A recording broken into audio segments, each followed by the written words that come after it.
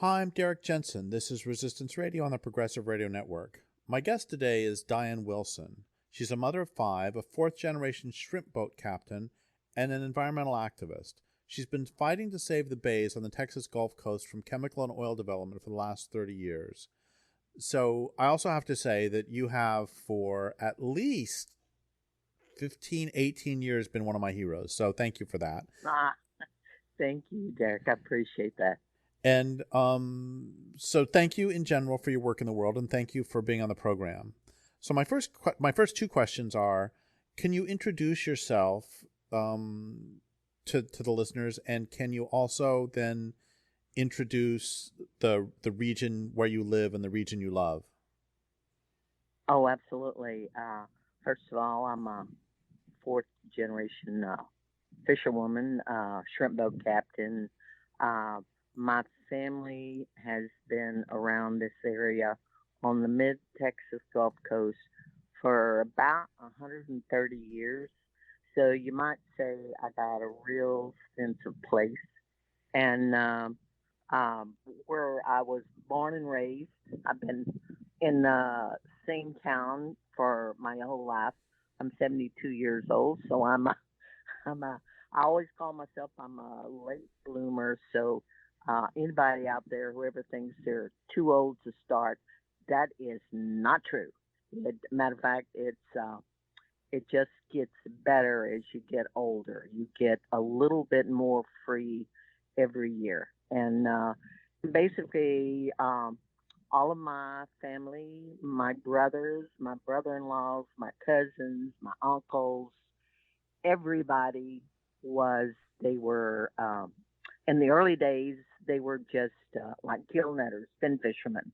And they caught black drum, they caught red drum. They had little wooden boats and they oared out.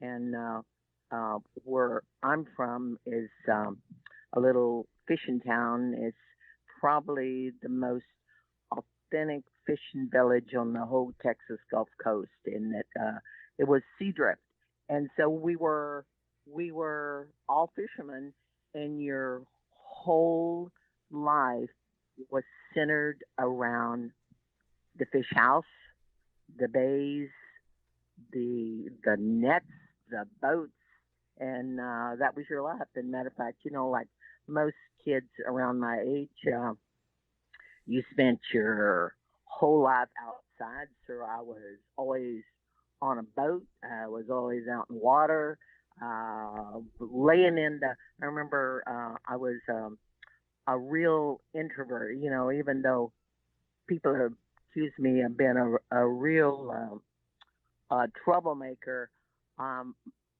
by nature a real introvert, and I can remember going to the fish house where my dad was coming in the evenings, and I would go to the bay, and there was this old woman down there, and she really liked me, And when you're like one of seven kids and you're getting attention from somebody, and somebody likes you, I mean, that was, I loved going down there because of that old woman, and she felt like she was my grandmother. And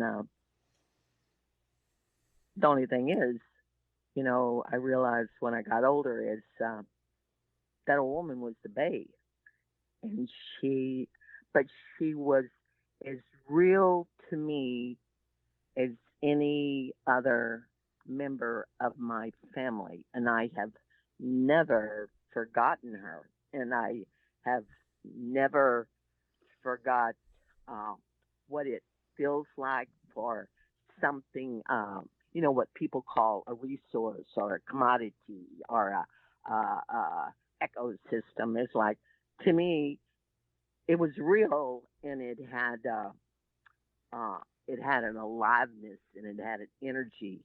And when you're small and you got your dad is just a small town fisherman, and you've got a small boat. I imagine his boat was like uh, foot, and you would go out there because fishermen, they they were poor people, and so they really couldn't afford deckhands, and so they would generally take the kids along. And I had three sisters, and me and my three sisters, we decked for my dad, and I really, really liked being out there, and I was really good at it, and when you had to take your turn at a wheel, when you're dragging a net and you're kind of holding the wheel, and you got to hold the wheel just so, because you got to keep the net and the wheel wash and in the shrimp all at the same time.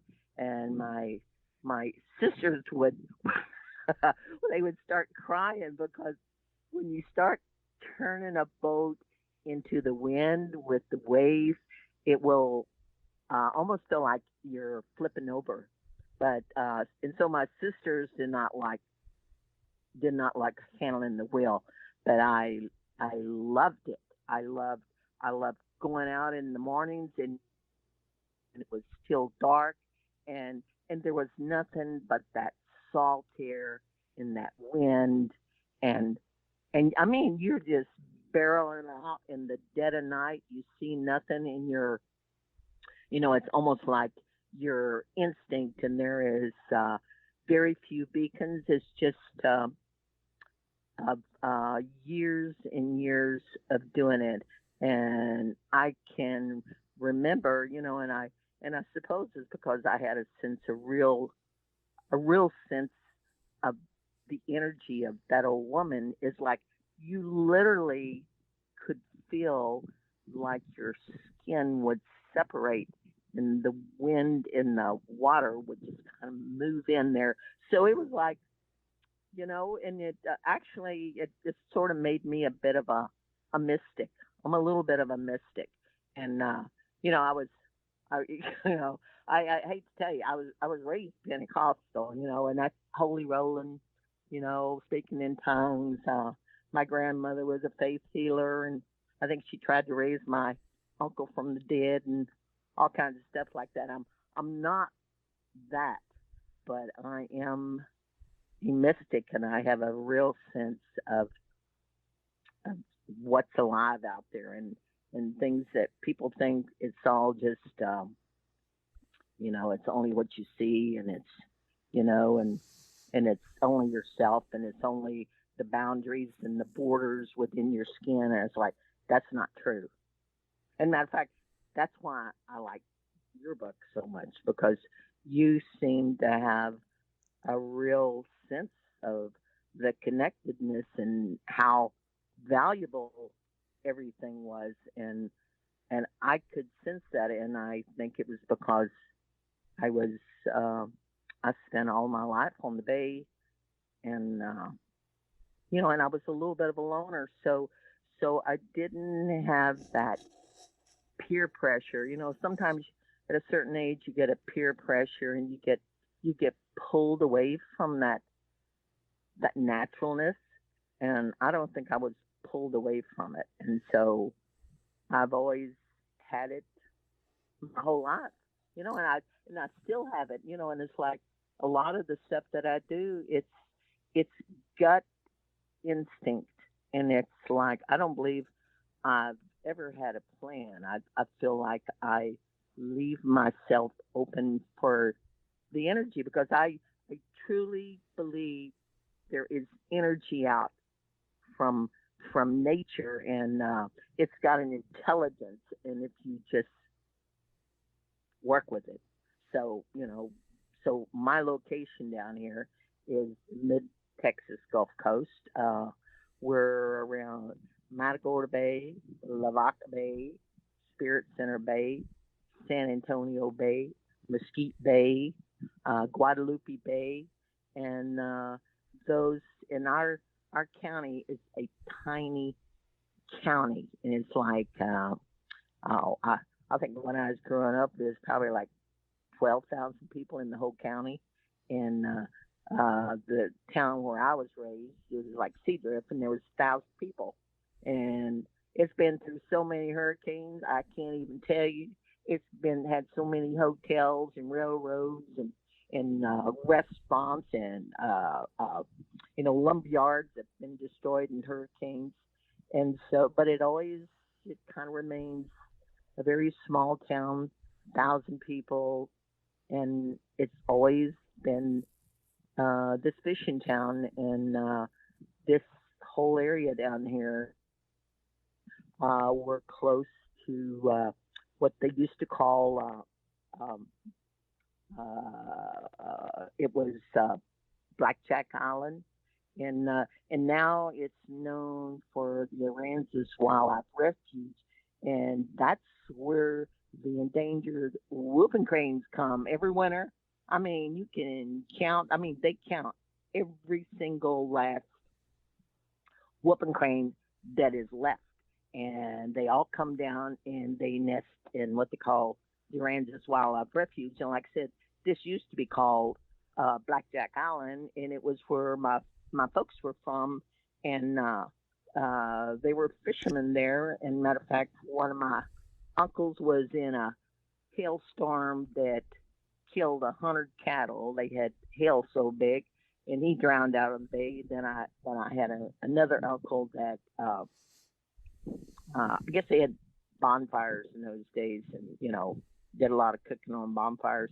And he was just a toddler and fell in the fire. So I've got kinfolks that are buried out there on that island. So I've got a real sense of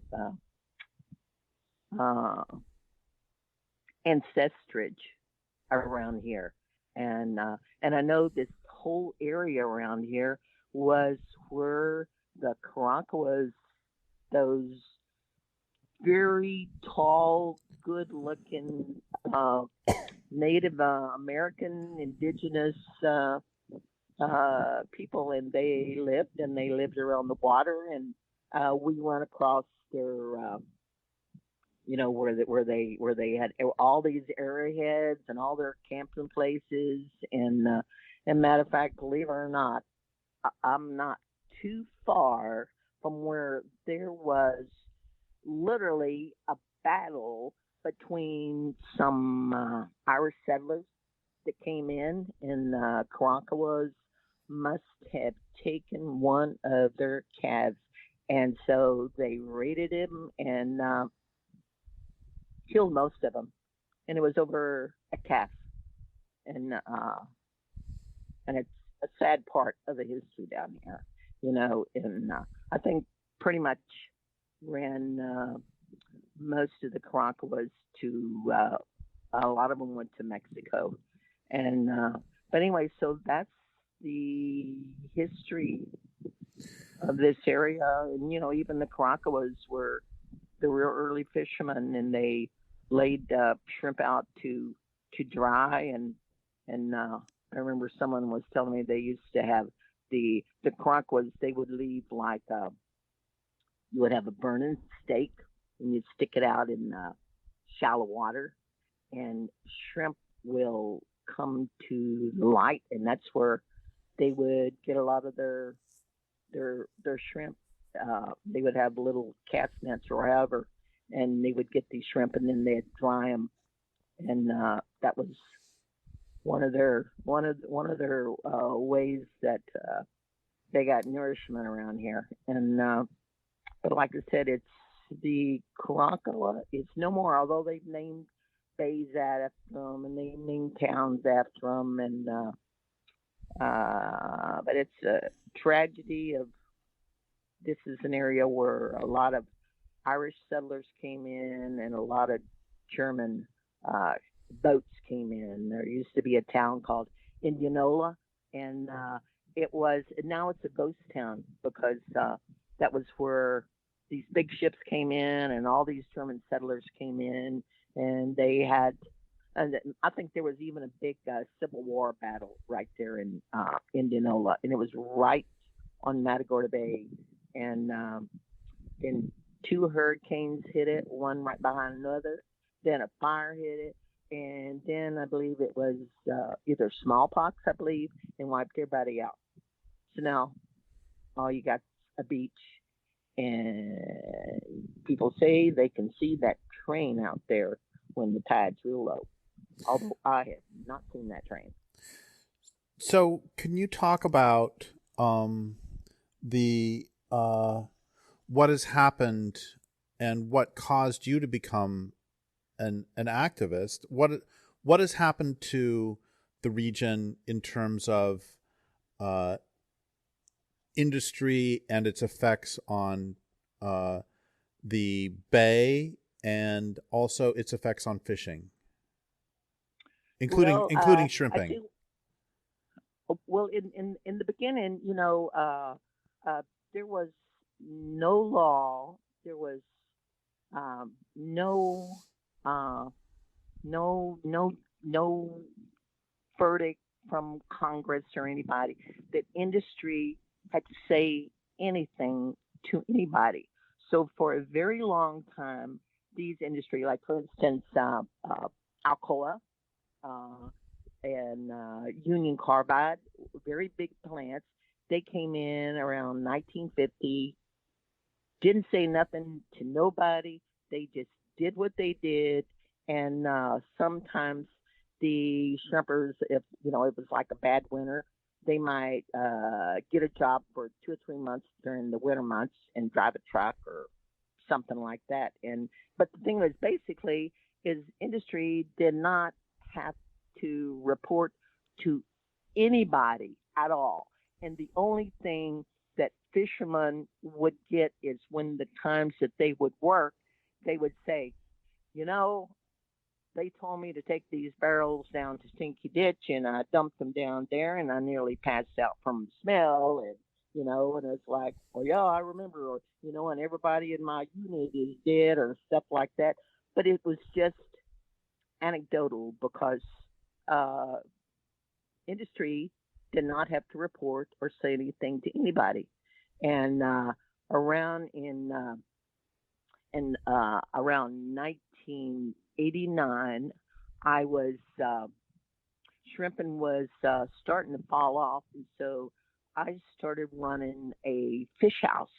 And a fish house is it's kind of like a tin building, and it's got open windows, and it's got these double wide doors that open to the bay, and it's got this long dock, and this is where shrimp boats bring their boats in. They tie up, they unload their catch, usually shrimp, and you take it into the fish house, weigh it, put it on ice, you put it in these ice vaults so you can ship them off on these trucks later. And so I ran a fish house probably for like 5 years. And I had my matter of fact, if I happened to look out that window, I could see my shrimp boat, which was a CB, and she was tied right up to the docks. And I had probably 14 shrimp boats that I took care of. And one day I had this shrimper, and he had three different types of cancer, and he had these huge lumps all over his body, and he was the best looking.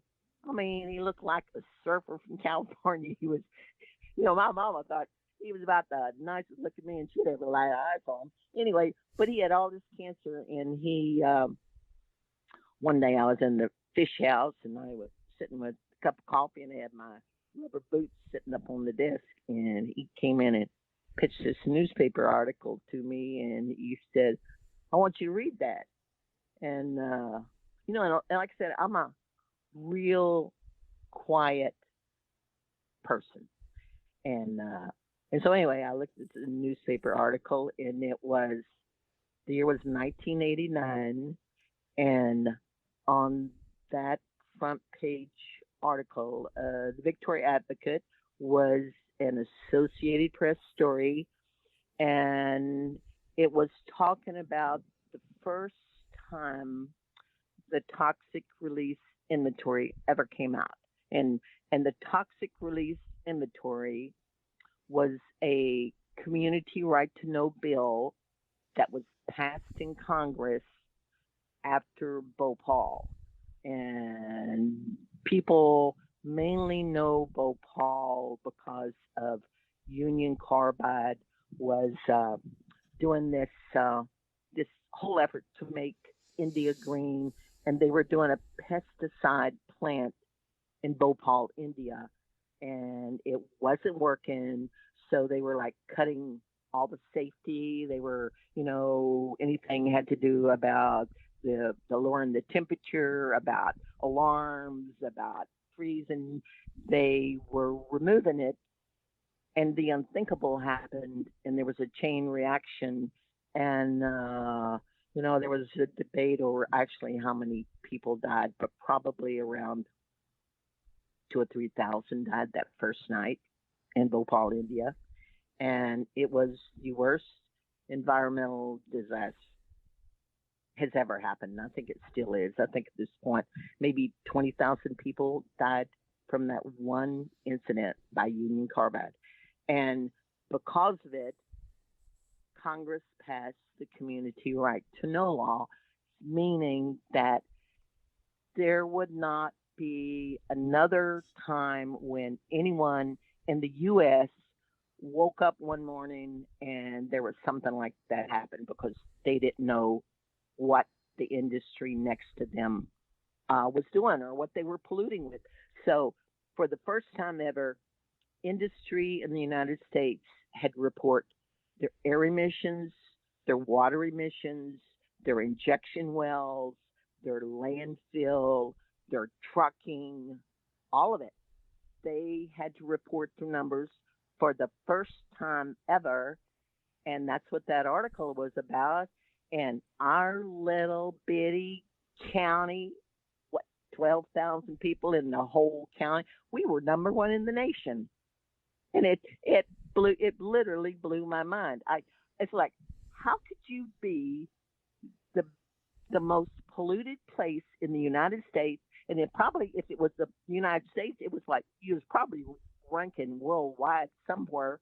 And it's like, and never know it, never have heard the first word about it, and uh, and so I acted total character, because like I said, um, um, I don't like talking. I don't like uh, having to deal with people. I've never had a meeting called in my entire life, but I went City Hall. I walked down to City Hall, which wasn't too far away, and I had that newspaper article. And I went to the city secretary and I said, I want to have a meeting. There was, the City Hall had a little bitty room that sometimes they let people have birthday parties or whatever they wanted to have there. And I said, I wanted to use that little room and I wanted to talk about that we were number one in the nation. And so they put it down and they put down my name. And the next day I was at the fish house and here come the city secretary. And it was like, you never see anybody. All you see is fishermen down there. And here was the city secretary, and I still remember she had the prettiest full skirt with flowers all over it. And she said, um, Diane, you're just going to have to uh, get this meeting out of the city hall. And I was like, why? And she said, oh, red flags. It's putting out red flags all over the place. And I'm like, well, I'll do it in elementary school. They got a cafeteria. I'll do it. I'll do it there. I'm like, okay. And she's like, no, they want you to get it totally out of town. They actually don't want you to do it at all. And I couldn't get over the fact that I had just asked for it and suddenly they didn't want me to do it. I mean, like the next day. And then I had the bank president come down to the fish house. I have never talked to that man in my life. And here he was, three-piece suit. And he said, Diane, are you fixing to start a vigilante group roasting industry alive? And I'm like, I'm totally dumbfounded. I have no idea what they are talking about and why they're so upset with me. I have not even had the meeting, and then the a guy from economic development called my brothers who were fishermen and said, you better calm your sister down. And, and my brothers were not the type that would even talk to women, tell them anything. But anyway, one of my brothers he said, "What in the heck are you doing?" And I'm like, "I'm not doing a thing." And and so eventually, I did the meeting anyway because I really don't like people telling me I can't do something, even though I'm a real quiet person. So I went ahead and had it. I went to a different place and had it. But eventually, what it came down to is one, nobody had ever questioned industry ever, and two, it was Formosa Plastics, a Taiwanese company who had been kicked out of Taiwan, the biggest chemical expansion in Texas history, and it was the biggest in the United States in 10 years. And they had the governor, the Chamber of Commerce, the Attorney General, the senators, congressional, and whatever had promised this chemical company there will be no questions asked. You will get all the tax abatement you want. You will get all of your permits expedited. There will be no environmental impact studies. It was pretty much a giveaway. And they never once asked one question about this foreign company's environmental record. They were just come in and we'll give you everything. And I just stumbled. It was like a fluke. And actually, it was I had went to the mailbox and I got a anonymous letter, and I opened it up, and it was a clipping of a newspaper clipping, and it was Formosa Plastics, and it was 7 air permits, and I didn't even know. I didn't even know what it was. I didn't know what the company was, and so when I finally had my little meeting, is I was like, well, I guess I got a group, and so I said, we'll ask for a permit hearing on this plant, and it was I walked into a hornet's nest, and they were like, they couldn't figure out who I was. They figured I was a woman, so I was not bright enough to be doing this on my own. So they figured I was a spy hired by Louisiana to get it kicked out of Texas so the chemical plant would go to Louisiana. And I mean, that's how it started, and it never got any better. It got rougher and rougher, and I mean, everything for the last 30 years has been a battle. It's been a battle, and you just have to be very, very persistent. And I think the reason why I'm so persistent is I am connected to that bay. For the I remember when I first started, it's like all I got the high school education. I didn't have any money. Nobody supported me. A fishing woman speaking out. I mean, people thought I was kind of crazy, and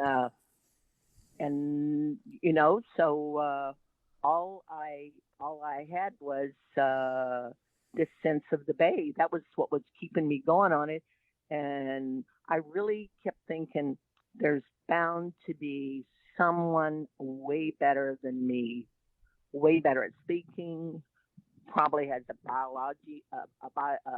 biology degree, can understand all of this chemistry and what these chemical plants are and what these chemicals are. And, it took about 5 years before I realized it was like I was actually the best person to be doing it because it was my passion. And it has always been my passion for the bay that has kept me persistent. And that's what I've been doing for 30 years. I've been fighting these chemical companies. I fought Union Carbide, I fought DuPont, I fought Alcoa, and probably the longest and the hardest is I fought Formosa.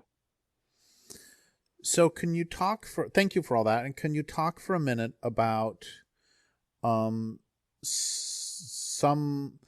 next two questions are going to be, one, can you talk about some of your best victories or your best victory, either way? And second, can you talk about current struggles? Oh, sure. Well, I can tell you a real I can tell you, for what was to me one of the most interesting things that ever happened, and it probably was a psychological, kind of a spiritual thing. And it was like, I had been fighting Formosa's wastewater permit, and I had an attorney who agreed to help me, and he became a really good friend, and and people in the community were afraid of the retaliation from the chemical company, and especially when a lot of the local officials have contracts with the company, and fishing is getting down, so you have workers that are being hired at the plant. So it's like nobody wants to say anything. And so main thing I had, at least I had a lawyer who could help me file a suit or something like that. And then a thing about a chemical company, one thing they do is they sense who your allies are, so they go after them. And on this one, they started just kind of like throwing him into a deep hole with documents. And so the money expenses really, really, really started hitting them hard. And so eventually my lawyer quit and started working for the company. So, I mean, I literally had nobody at all. So I started filing, some papers trying to fight Formosa's wastewater discharge. And and when you don't have a lawyer, and you don't have a college education, and you got to write briefs and do your own legal work, and you don't have any money, so I was doing pretty much filing my own briefs on a Royal typewriter, and sure enough, they didn't give me status, and they said I couldn't fight the permit, and so I appealed it, and so I always kind of considered it was, you give a monkey a typewriter, and after a while, that monkey is going to type a word. And so eventually I managed, believe you me, I still don't know how I did it. I managed to stall their permit with an appeal with the Washington judge, an appellate judge. And so Formosa could not discharge until there was all this ruling and all of this process with an appellate judge out of Washington, D.C. And so I pretty much had their wastewater, and they could not discharge. They could not begin their plant. And so anyway, one day I called the EPA to check on the status of that discharge permit, and I said my name was Diane, and I was checking on the status, and she just started talking about, oh well, how is that discharge going? And I noticed you have some copper discharges, but I'm sure we can try to figure out how to do it, and you really kind of need to kind of keep the flow in the right period. And and then it hit me that she was talking about Formosa's discharge and she thought I was Formosa's lawyer, whose name was Diane too, but I was a different Diane. And I said, "You're talking to the wrong Diane." And that's when she realized she kind of screwed up there. And so basically, it doesn't matter if what the legal documents say, what the law says. If you have enough money, you will get what you want. So it was the first time I had really come home to the fact that the law doesn't matter really when it comes to when you got money and when you got power, is you really can do what you want, and the law is like a handkerchief in your back pocket and you pull it out when you want to. And I was outraged. I was totally outraged about it. And it's like the unfairness of it, the injustice of it, just I mean, it hit me like nothing had hit me before. So I knew I had to do something to symbolize that type of injustice. And when it appears that nobody cared, everybody overlooked it. It's just injustice was just going on. So I knew I had to do something. And then it's like I knew I had to think something. And then I knew that I had to think something that I cared a lot about. And that's when I knew I had to sink my shrimp boat.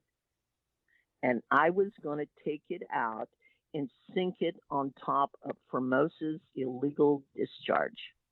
And it's like that boat was nowhere near what the value of a bay. Like some people you can get the little picture or you can get the big picture, and you can look at the little picture and it's like, oh, it's my livelihood, it's my boat, it's what am I going to do? And it's like, and then you get the big picture and it's like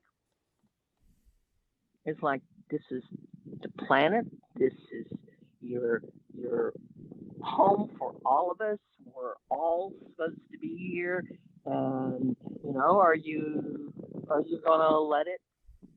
Are you gonna let them take it? And it was like I wasn't gonna let them do it, and I was going to symbolize it by sinking my shrimp boat. So I the motor out, and I convinced a old shrimper to pull me out in the dead of the night to pull this boat out. And so it was this crazy norther came in at the same time. So I can imagine how all of these elements came together at the same time. This weather and the black of night in this boat and just doing this covert of pulling a boat out to sink it on top of Formosa's discharge. And there happened to be a shrimper who had kind of been bought by Formosa, and they were paying him like $60,000 a year just to be a consultant. And so he was pretty much just watching me do what I did and tell the company. And so anyway, he pretty much told the company that I was towing a boat out. And so they called the Coast Guard. So like 1 o'clock in the morning, there were like 3 boatloads of Coast Guard. And they were, and out there in the middle of the rain and all that wind. And they were like, Miss Wilson, are you out there, Miss Wilson? And they said they were going to charge me with terrorism, that I was going to go to jail for 19 years. And it probably took an hour or 2 years because you've got a boat towing you, you got a boat with no rudder, and you got 3 Coast Guards in the middle of the night, in the middle almost of the jetties and all this current. And it was the wildest scene of all of these Coast Guards jumping all over the boats with ropes and all of this stuff. But eventually, it took about an hour and a half, but they eventually pulled my boat to a harbor, and they put like 7 or 8 ropes, tied it down. They put me in the cabin, pretty much locked me in, and the guys were so afraid I was going to get out and somehow take that boat out there without a rudder. I was going to get it out there. They were sleeping on the back deck. They were sleeping in trucks on the wharf, and so I was pretty much stuck there with all this Coast Guard, all the ropes on my boat. I hadn't sunk the boat, and the next morning when I woke up, I heard the sounds of a boat, and then I heard more boats, and then I looked out the window, and there were these shrimpers who never get involved. They don't believe you can fight. They gave up hope. They think every nail is in their coffin. And these guys, these guys did a blockade. They all went out in the middle of that rough water. I mean, it was so rough you could have sunk a boat out there. And I promise you, the Coast Guard does not like shrimp boats blocking anything. And here all of these shrimp boats went out in all this rough weather, and they did a protest and in support of what I was trying to do. And that was the most amazing experience to see how if you move sometime and you have no real plan, you just have a real instinct, is that things have a way of some of the most amazing things that you can never plan happen. And I remember after that, as and Formosa saw all of those fishermen out there protesting in the middle of the bay. I think they had a funny sense of a house built on sand, and so that's when they asked me, is like, what is it gonna take to shut you up? And I said, zero discharge of your entire waste stream. And so that's actually how I got zero discharge of Formosa's waste stream back in 1994. So we have about, I'm sorry that this is so short because I'm loving everything you're saying, and we only have like 5 minutes left. And can you talk briefly about the lawsuit that you won, and then can you talk about current issues? So basically, I have a lot of connection with workers inside the plant. They, over the years, they've come to me with information, and so I had a worker that was in the utilities or the wastewater, and he was a whistleblower, and he wanted to give me information. So I met him in a beer joint 40 miles away, and he was telling me about all of the pellets that were in the waste stream and how they were going to the bay and how they were in the stormwater ditches. And he was just real concerned about it because he liked to take his kids fishing, and when he took his kids fishing, there would be all these pellets all over their feet. And so I started checking on the pellets that were coming out of Formosa Plastics. And the state, the agencies, EPA, nobody seemed to care at all. And so eventually, me and a couple of workers, probably it was 3 or 4 of us all together, we just in 2016, January 2016, we started collecting all of these pellets and this powder that was all over the bay, all over the creek. And within a year, and we were all going out almost every single day for over a year. We had 1,000 samples, probably had 2,000 or 3,000 photographs, And so then we got a legal aid group, Texas Rio Grande Legal Aid in Texas, and they offered to be our lawyer to file a citizen suit on the Clean Water Act. And so for the next 2.5 years until March 2019, we collected around 2,500 samples of illegal discharges. We probably had 8,000 photos and videos, and we took Formosa to federal court. And believe it or not, we won it. It was astounding, and it was the first time, I guess, where a citizen brought their own evidence. It wasn't the state's information. It wasn't the EPA's information. It was our evidence. And so the federal judge said Formosa was a serial polluter, and their violations were enormous. And after that, Formosa wanted to settle with us. They wanted to sit down and negotiate. And so when we sit down and negotiated, we negotiated with one woman, Taiwanese American, and we said we wanted 50 million. We wanted zero discharge of plastics. We wanted to clean up.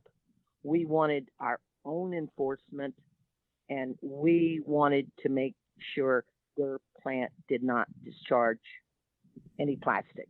And we got it. We got all of that. It was the biggest settlement of a citizen suit ever in the United States. And from that, of that $50 million, we put $20 million into a sustainable, diverse co-op for the fishermen to try to bring back the fisheries. And right in the middle of it, then you got this Max Smith show who's trying to do an oil export. And to do an oil export, he needs the bay dredge so he can get big ships in. And unfortunately, it's a Mercury Superfund site. And so for the, so I did a 36-day hunger strike to try to stop the oil export and to stop the dredging. After that, I went to the Corps of Engineers and blocked their highway, got arrested, thrown in jail. And then we went to his headquarters, we went to his home, and we're doing every single thing that we can to stop that oil export and stop the dredging, because we're trying to bring back the fishermen who have been devastated. And that's pretty much where I am right now. So this whole time you've been talking, I've been thinking about this line by Florence Nightingale, which was something to the effect of, somebody asked her to what did she attribute her success, and she said, "I never gave nor took an excuse." That's right. And that's right. You did not take the excuse that, well, I'm not a lawyer, so I can't do this. I'm not a somebody, so I can't do this. I'm not a somebody, so I can't do this. You just did it. And that's one of the reasons you've been one of my heroes forever. Oh, well, thank you very much. I really appreciate. You know what? When that lady from the Taiwanese American lady that negotiated, the only woman that came in when I walked in, she looked at me and said, "You are very persistent." And it's like, you do it, and you be persistent at it. Just keep doing it. Yep. So my last question for today, and I'd love to have you on again. My last question for today is, one of the things I try to do with these series of interviews is to help people to, everybody knows something that is bad. Everybody loves something that is being destroyed. And what can you say to them to help move them from sitting around going, gosh, things are really bad, somebody should do something, to being the person who does something? or being one of the people who does something? What can you say to them? I believe everybody, and I truly mean everybody, has, I believe it's almost like a destiny. There is something we are meant to do, and somewhere in their life, some little piece of information is going to come up to them, and what they do with that information will determine the rest of their lives. And I am just so glad I acted totally out of character and stepped out. That's what you got to do. And it's like, you know, I think everybody gets a chance, and it's what decision they're going to make on it, and it will change your whole life. I've lost a lot of stuff, but for the first time, I remember as like I like myself, and for a woman from the South to say she likes herself, that's a big deal. It's it's changed my whole life, and I am 72, and I have never felt so free and happy in my life. Well, thank you so much for all of that, and thank you for your work in the world. And I would like to thank listeners for listening. My guest today has been Diane Wilson. This is Derrick Jensen for Resistance Radio on the Progressive Radio Network.